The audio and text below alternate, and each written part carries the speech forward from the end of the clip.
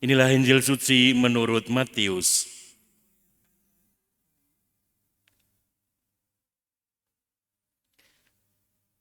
Pada suatu hari, Yesus keluar dari rumah dan duduk di tepi danau. Maka datanglah orang banyak berbondong-bondong, lalu mengerumuni dia. Sehingga Yesus naik ke perahu dan duduk di situ. Sedangkan orang banyak semuanya berdiri di pantai.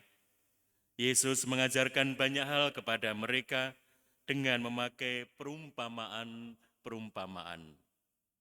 Ia berkata, ada seorang penabur keluar menabur benih. Pada waktu ia menabur, sebagian benih itu jatuh di pinggir jalan. Lalu burung-burung datang memakannya.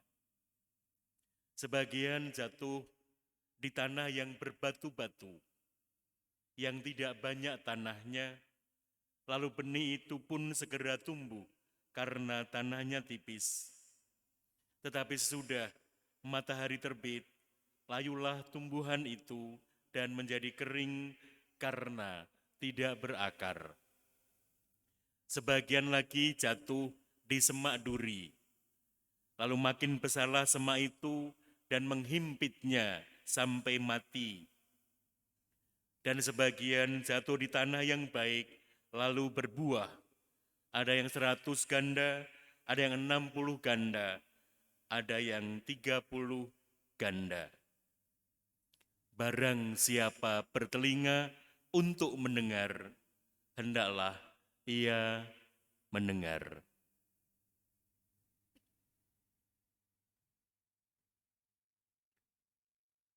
Demikianlah sabda Tuhan.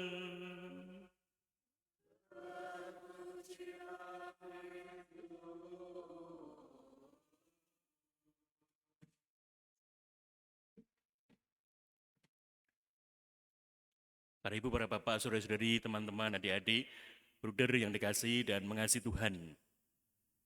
Kembali kita disadarkan bahwa kehidupan atas nama hukum di Indonesia sedang tidak baik-baik saja. Dua orang yang nampaknya yang kita kenal baik, bersih, satu orang Katolik, satu orang Muslim, Thomas Lembong dan Nadiem Karim. Dua-duanya sedang menghadapi putusan hukum. Bahkan Thomas Lembong, Pak Thomas ini sudah divonis 4 tahun karena memberi persetujuan dikala ia menjadi seorang menteri. Pertanyaannya adalah, benarkah itu menjadi harus menerima hukuman? Apakah benar salah atau disalahkan? Sama dengan Pak Nadiem, Menteri Pendidikan, yang menurut saya pribadi luar biasa pada zaman kemarin. Tapi sekarang dikorbankan untuk harus menerima hukuman karena korupsi laptop. Dua contoh kecil yang kita belajar. Ada banyak situasi, kalau gambaran Injil sore ini adalah ada jenis-jenis tanah yang sejatinya tanah subur, benihnya baik, tapi tidak menjadi tumbuh baik. Karena ada suatu hal yang membuat atau dijadikan tidak baik oleh sebuah sistem, oleh sebuah kuasa, dan lain sebagainya. Maka itulah salah satu gambaran bagaimana mungkin benih baik akan tumbuh kalau kemudian ada banyak hal yang di sekitarnya tidak mendukung untuk menjadi baik. Orang bilang anaknya seorang penjahat pasti akan menjadi penjahat.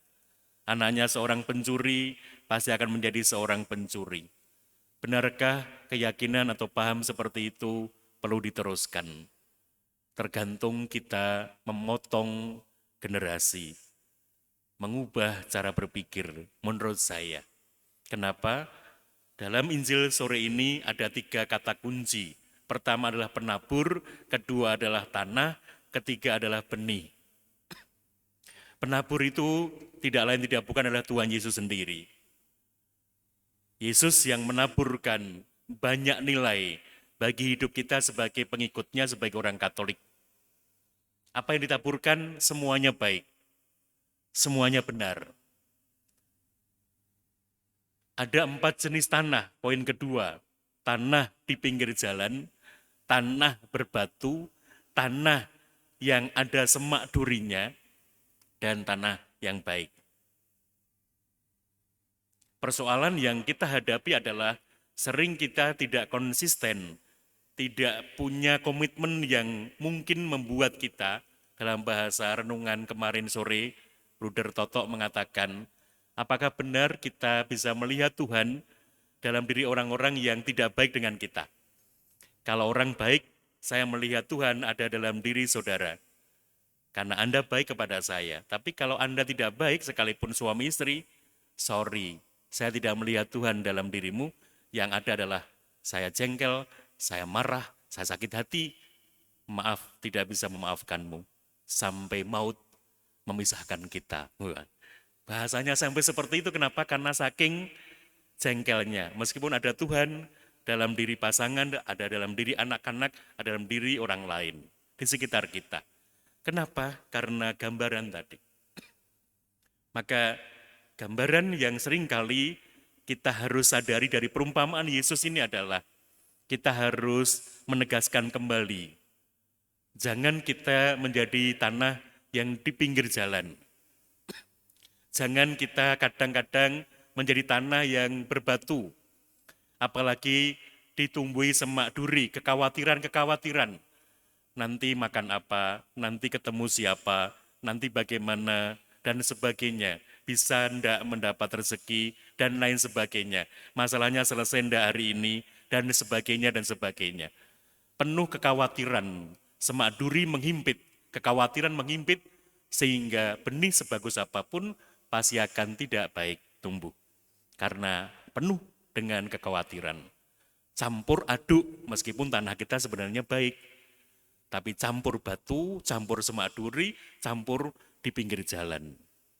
Begitulah kompleksnya kehidupan kita, kalau boleh saya gambarkan seperti itu. Maka undangan Tuhan adalah, sejatinya kita adalah tanah-tanah yang baik. Maka supaya penabur yaitu Yesus, sungguh memberikan tanah yang baik kepada kita, bisa kemudian benihnya tumbuh, kuncinya kembali kepada kita. Apakah kita berkomitmen menjadi orang yang baik, menjadi tanah yang baik, atau kadang-kadang campur-campur. Ya kadang semak duri, kadang berbatu, kadang ya di pinggir jalan, begitu. Karena berbagai macam situasi hidup kita. Maka poin ketiga adalah benih. Benih itu adalah bisa sabda Tuhan, bisa keutamaan-keutamaan dalam hidup. Maka dari 3 poin inilah, saya mengundang kita semua untuk memberikan makna permenungan kita. Bahwa penabur yang adalah Tuhan membuat kita bersemangat untuk membangun relasi. Relasi dengan siapapun. Relasi juga dengan Tuhan. Kekuatan kita. Tanah adalah bersemangat untuk berakar.